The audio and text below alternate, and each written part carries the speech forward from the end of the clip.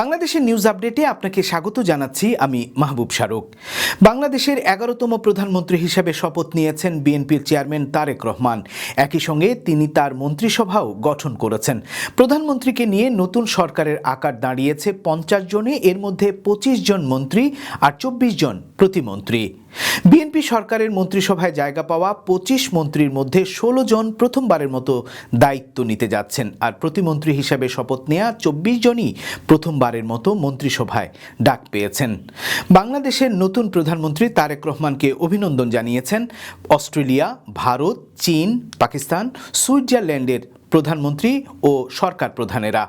জাতিসংঘ উন্নয়ন কর্মসূচির শীর্ষ নেতারাও তাকে অভিনন্দন জানিয়েছেন। অভিনন্দন বার্তায় তারা দ্বিপক্ষীয় সম্পর্ক জোরদার এবং আঞ্চলিক সহযোগিতা বৃদ্ধির প্রত্যাশা ব্যক্ত করেছেন।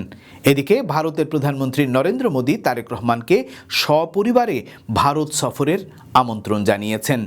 ত্রয়োদশ জাতীয় সংসদের বিরোধী দলীয় নেতা নির্বাচিত হয়েছেন জামায়াতের ইসলামীর আমির শফিকুর রহমান। উপনেতা হয়েছেন সৈয়দ আবদুল্লাহ মোহাম্মদ তাহের। জোটের শরিক দল এনসিপির আহ্বায়ক নাহিদ ইসলাম বিরোধী দলীয় চিফ হুইপ নির্বাচিত হয়েছেন।